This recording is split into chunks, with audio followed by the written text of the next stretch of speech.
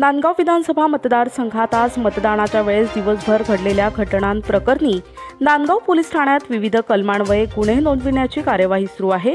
याबाबत ग्रामीण विभागाचे पोलीस अधीक्षक विक्रम देशमाने स्वतः परिस्थितीवर लक्ष ठेवून आहेत, अशी माहिती जिल्हा निवडणूक अधिकारी तथा जिल्हाधिकारी जलज शर्मा यांनी दिली आहे। नांदगाव शहरात गुरुकृपा महाविद्यालयाजवळ आज सकाळी काही मतदारांची एकाच ठिकाणी गर्दी झाली होती। यावरून 2 उमेदवारांमध्ये झालेल्या शाब्दिक चकमकी प्रकरणी गुन्हा नोंदविण्यात येत आहे। तसेच बाहेरील एका व्यक्तीला ताब्यात घेण्यात आले। साकोरे गावात घडलेल्या वाहनांवरील हल्ल्याप्रकरणी गुन्हा नोंदविण्यात येत आहे।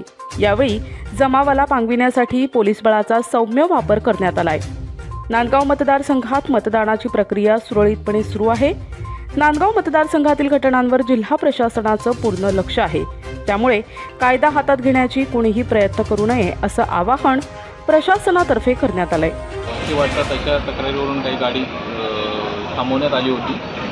त्याबाबत पोलिसांनी त्वरित हस्तक्षेप केला आणि ते फ्लाइंग स्क्वॉडच्या माध्यमातून ते चेकिंग केलं जात आहे। ती गाडी बघतोय आम्ही, अद्यापर्यंत काही आक्षेपार्ह आढळलं नाही, परंतु तशा प्रकारची तक्रार होती आणि बूथच्या बाहेर थोडी गर्दी झाली होती। ते या ठिकाणी फोर्स वाढवण्यात आलेला आहे आणि जी गर्दी थोडीफार झालेली होती ती पांगवण्यात आलेली आहे।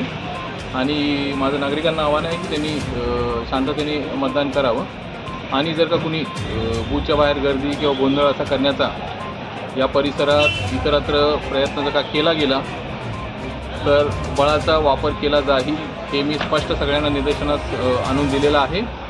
तरी नागरिकांनी शांततेने मतदान करावं।